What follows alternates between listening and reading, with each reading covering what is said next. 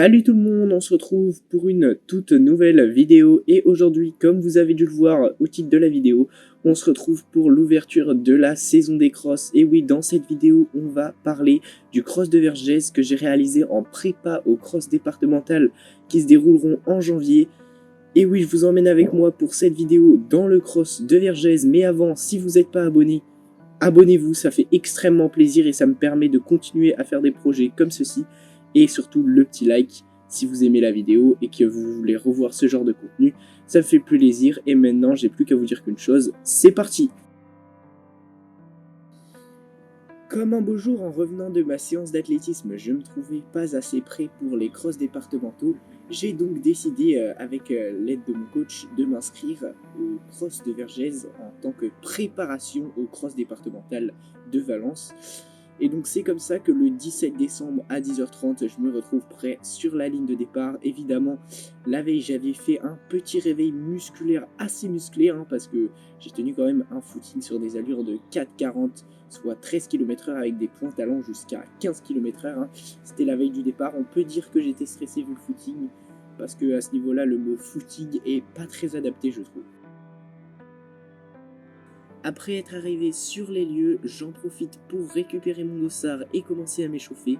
Je reconnais le parcours très vallonné, environ 40 mètres de dénivelé, donc assez important pour un cross, sachant que la distance finale du cross, pour ceux qui se demanderaient, j'avais deux moyennes boucles à effectuer, soit 3 km, 1,5 km par moyenne boucle si vous êtes fort en maths.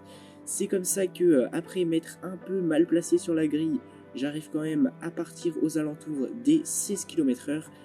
La première boucle est pas trop désastreuse pour ma part, j'arrive à tenir les allures de 16 km/h. Par contre, pour la deuxième boucle, j'arrive à me caler avec deux sportifs du club alésien et je les tiendrai pendant toute la course. Cette deuxième boucle est beaucoup plus exigeante pour ma part parce que j'avais pas fait de côte ou quoi particulièrement avant le cross, je savais pas du tout le parcours. Du coup, j'y suis un peu allé à la one again. C'est comme ça que j'arrive quand même à terminer le cross en 11 minutes 09, soit des allures de 3,48, donc exactement 16 km/h.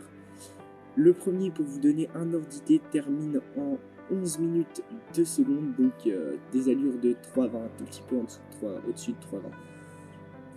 J'arrive tout de même à me classer à la 11e place sur plus de 45 personnes. Un peu déçu quand même du résultat, sachant que pour ma part, je pensais pouvoir aller accrocher jusqu'à la 5-6e place en vue des gens qui se trouvaient en 5-6e place. Bien évidemment, et vu que c'est le côté gare, j'avais pas trop l'habitude des athlètes côté gare, mais j'avais quand même quelques références de Benjamin et je pensais pouvoir les tenir.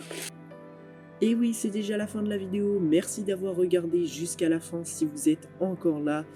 Si vous êtes encore là aussi, profitez-en pour vous abonner, ça fait très plaisir. Et aussi pour liker, parce qu'il y a des très gros projets qui arrivent sur la chaîne. Et puis moi, si vous avez aimé la vidéo, tant mieux. Et je vous dis à dans 2 semaines.